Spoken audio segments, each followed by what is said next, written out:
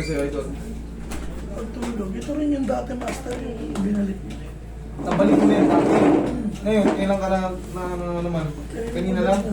Natulog ka lang? Maluwag na talaga yung ano mo. Ayun, dislocated na. Dati ko na itong inayos eh. Yan. Wala kasama? Ayun po. Ha? Tama na.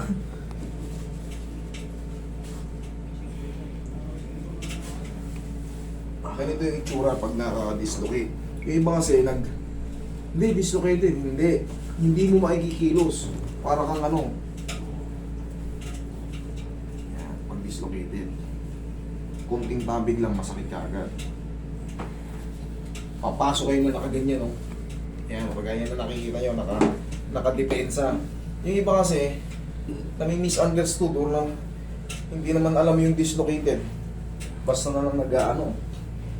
Ganito yun. Pusog ka konti, Idol. Madali lang naman yan. Basta bago pa. Sige, bitawan mo.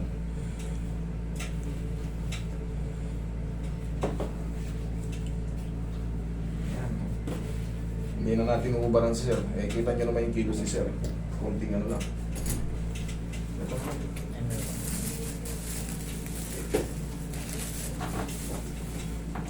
Bitawan mo. Dali. Yes mo lang. Basta ilaglag mo lang yung ano mo. Madali lang yan. Yan. Okay. Huwag mo labanan. Huwag mo labanan. Huwag mo labanan. Wait. Sige. Mahinga. Wait. Tumutulas yung kamay ko. Wait lang. Tawa mo muna. Dali ah. Magkano ko na. Alpo.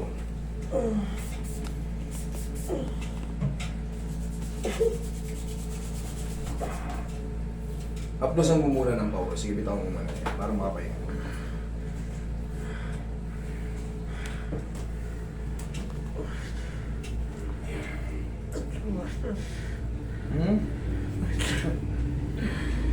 Ang lambot na nung ano niya. Ang lambot na nung maluwag na pala, hindi malambot.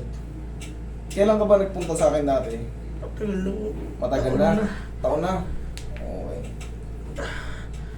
Ito, natulog ka lang. Pagising mo lang. Hindi, bigla ako umutik alas 2 ng madaling araw. Biglang pumitik, alas na sa madaling araw.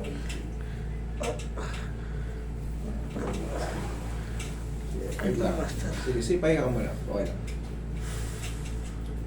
Wala ka kasama? Andiyan po. Hindi kayo man ako. Hindi kayo manood. Basta, ano mo lang ako, sundan mo lang ako. Iyan mo na, ilaglag mo ng pipitik na rin kagad dyan. Wag mo nang awatin kasi pag kinaawat mo, nasasaktan ka lang tapos tatagal tayo. Kasi yung mga muscle mo, pag nag-contract, lalaban siya. Kumbaga, hindi siya nagpipigilan tayo. Pero pag ilaglag mo lang yan, dudulas lang yan. Ganun talaga eh. Iba to sa sinipa mo dati. Hindi kasi pagka nakabaon talaga, yun na yung ano ko eh.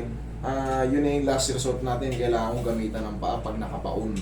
Pero pag nandito lang sa ibabaw, nakapaganyan, lalo pag bago pa, madulas lang, mabilis lang. Usog ka ng konti. Huwag mo lang diin ang yung ano, yaka pa. Kailangan kasi makita ako eh. Dali. Angat mo nga para makita yung pitik niyan mamaya. Ayan o. Yan.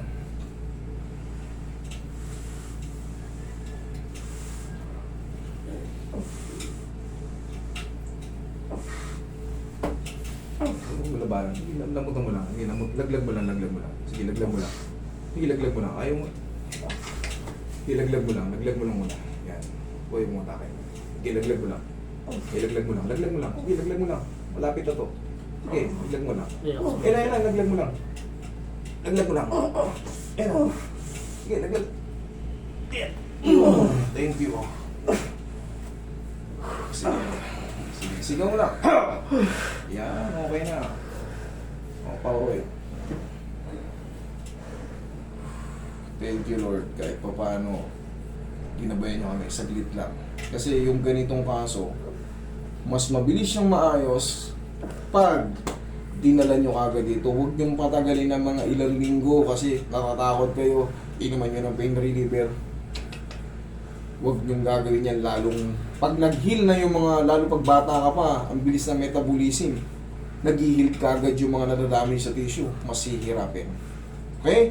Pero now, okay na yan. Iperpikin na natin ngayon ha. Shoot lang natin ng todo. O bitawan mo muna to. Para sigurado.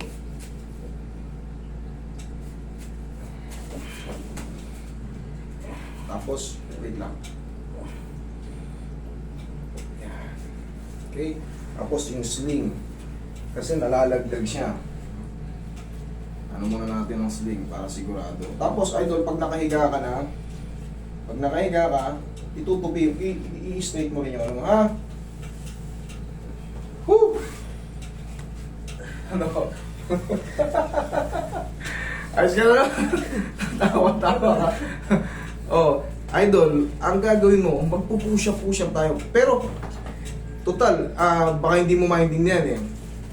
Siyempre, alam mo naman yan, galing ka na rito, nakarang ilang taon na ba? Dalawa. Mag-push up tayo. Kasi, wala, lumambot yung ano mo eh. Mag-push up tayo para magkaroon ng muscle yung mga yung deltoid natin. Tumigas. Okay?